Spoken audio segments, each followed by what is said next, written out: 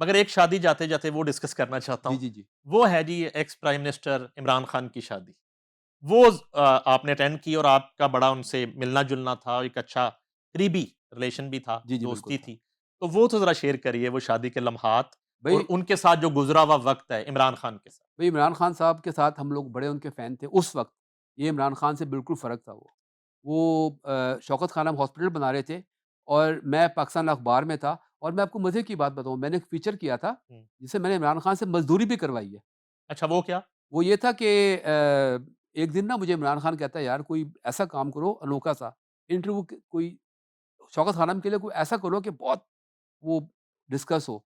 तो मैंने सब आर्टिस्टों को जमा किया, जिसमें सुहेल अहमद, रेशम, सिकंदर शाहीन, जॉन रैम्बो, पता नहीं कौन, कोई 50 एक्टर, और हमने उनसे मज़दूरी करवाई। तो जब हम सब लोग को वहाँ पे लेके गए तो मैंने इमरान खान साहब से कहा, "आप भी कुछ शामिल हो?" कहता है, "यार मैं मज़दूरी तो नहीं करता, मुझसे एक्टिंग नहीं होती।" मैंने कहा, "पाइप पकड़ लें।" तो पाइप पकड़ के ना, तो ये आप ये सीमेंट को पाइप लगा रहे हैं।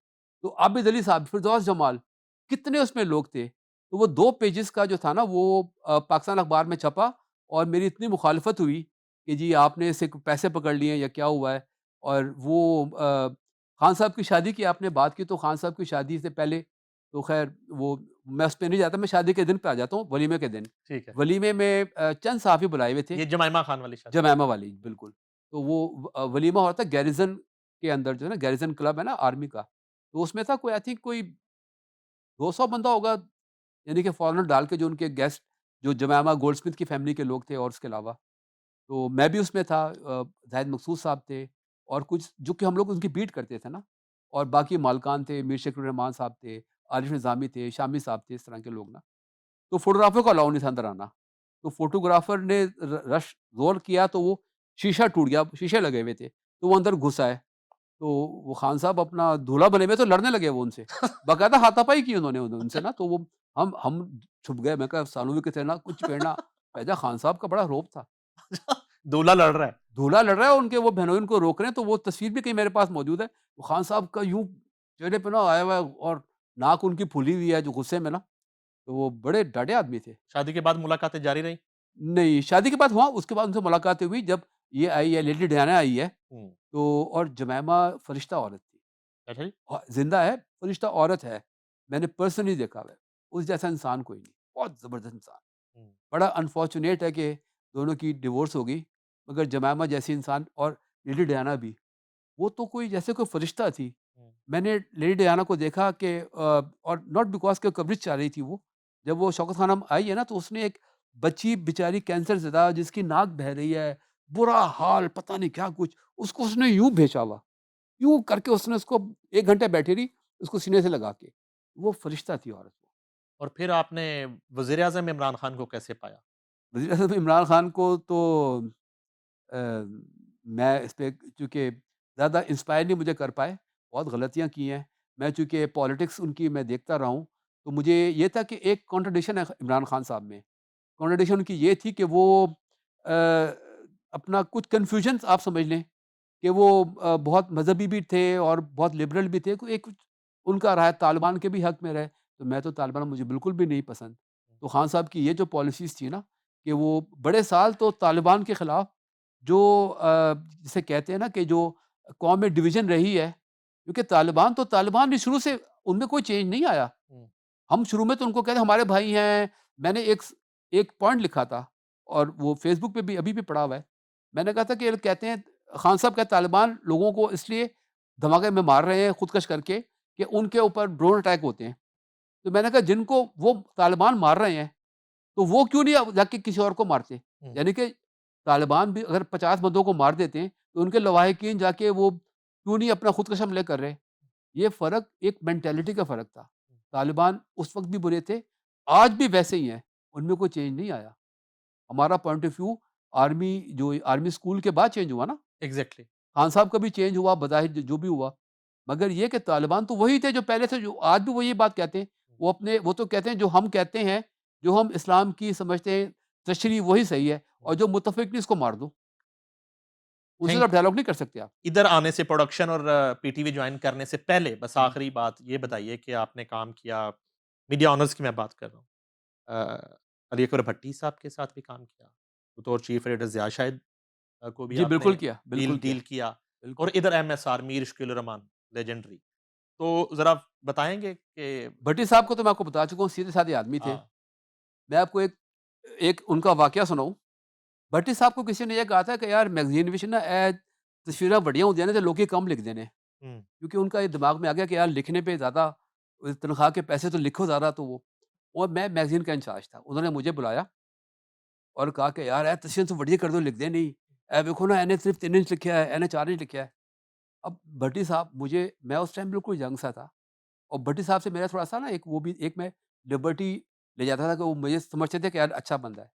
मैं कहा भट्टी साहब आप कैसी बातें कर रहे हैं? आपको अखबार चलाते हुए 3 साल हो गए, आपको ये नहीं पता कि तस्वीर क्यों लगाते हैं और छोटी क्यों करते हैं? मैंने कहा आपका कलर प्रेस है। तस्वीर के जो कलर होते हैं वो आपको वो लोग तस्वीर देख के लेते हैं। आर्टिकल पढ़ के कोई नहीं लेता, वरना तो आप डाइजेस्ट बना के छाप दें। अच्छा भट्टी साहब को समझ नहीं आया। उन्होंने कहा यार अच्छा वो कॉल मिला पता नहीं किसको, आमिर मलिक को या पता नहीं किसको।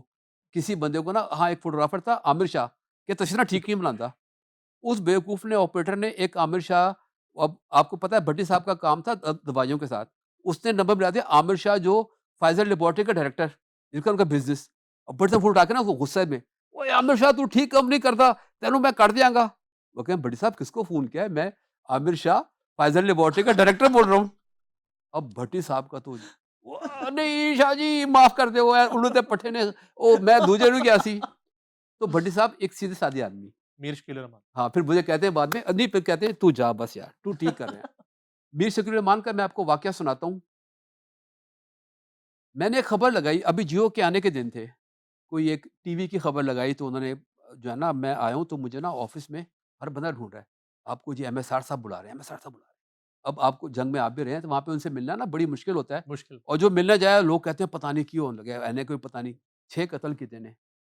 तो ख़ैर वो मैं गया तो शकील साहब ने कहा, "भई आप ये सुर्ख़ी लगाते हैं, ये तो इश्तहार बन गया ये वो।"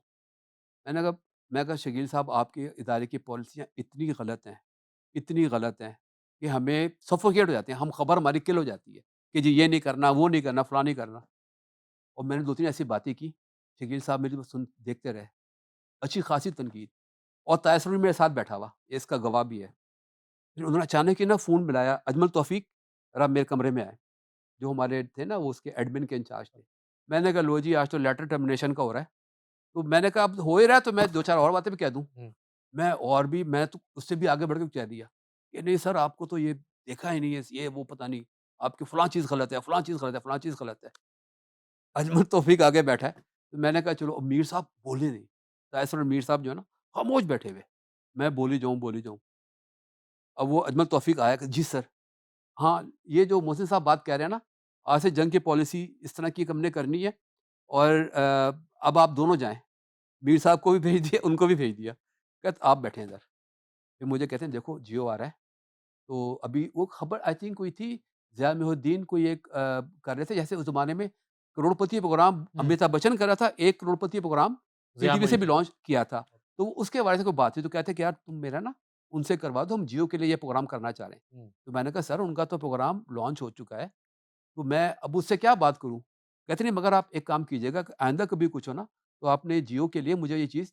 तो then I started working for Jio और आई आई थिंक उस टाइम और जियो का कोई एम्प्लॉयी था भी नहीं, तो ये चीज़ भी जब तक मैंने और बल्कि मेरी उनसे नाराज़गी भी इसी बात पे हुई कि जियो आके नहीं दे रहा था और मुझे प्राइम टीवी से ऑफ़र आ गई, तो मैंने प्राइम टीवी जॉइन कर लिया।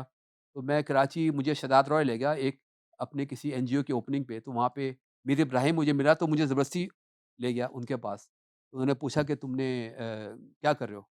मैं उस टाइम जंग में था, इस्तीफ़ा नहीं दिया था but I was working for prime. उनको पता था। मैंने इस बात को उनसे छुपाया, तो उन्होंने इस बात को माइंड किया और वो बिल्कुल जस्टिफाइड थे।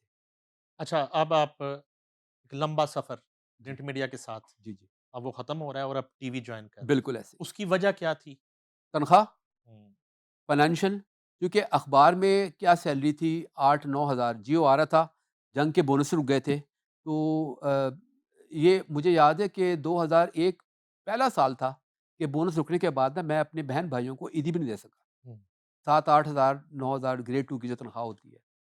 तो प्राइम टीवी से मुझे उस वक़्त 35,000 की ऑफ़र हुई। ये देखें ना कि उस वक़्त 35,000 बड़ी रकम थी। तो मैंने तो उसमें ज़रा-सा भी देर नहीं लगाई। और मैं फिर फ़ौरन शिफ्ट हो पीटीवी? गया। पीटीवी बाद में आया मैं। अच्छा, प्राइम टीवी के बाद फिर वो जब प्राइम टीवी खत्म हुआ, तो मुबश्शिर लुकमान का भी मैं एहसान नहीं भूलूँगा, तो वो उनके रेफ़रेंस से अभी मैं प्राइम टीवी में ही था और वो वाइंड अप हुआ था। तो उसी दिन मुझे आया कॉल कि जी वो जो वर्ल्ड कॉल वालों का चैनल आ रहा है बिज़नेस प्लस। तो I was appointed as a chief editor business plus. Business plus का। हाँ, और फिर पीटीवी कैसे आना हुआ? फिर जब बिज़नेस प्लस में ये हुआ कि कुछ अरसे के बाद ये जो होती है ना कंपनीज़ में मसले पड़ जाते हैं।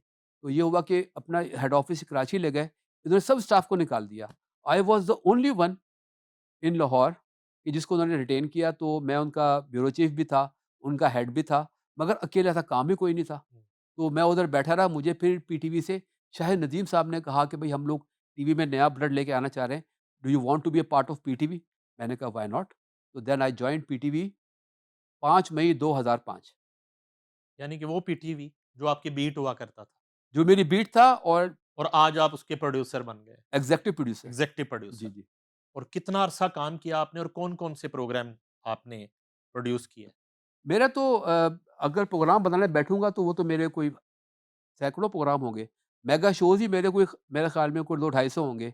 मगर सीरीज़ जो मेरी पहली थी वो बात निकलेगी था, वो की, उसके बाद मशवरा मुझ सना किया, फिर दुआ से गोश्त किया, मॉर्निंग शो कितने किए। आयशा सना का अपना मीना बाज़ार, मेरा शो, नूर मॉर्निंग मैंने किया। उसके बाद पिछले 8 सालों से मैं वीकेंड एट होम कर रहा हूँ। और इसके अलावा जो मेगा शोज़ हैं वो रमज़ान ट्रांसमिशंस, इतना काम है कि मैं उसको मुझे खुद भी रिकॉल नहीं हो सकेगा।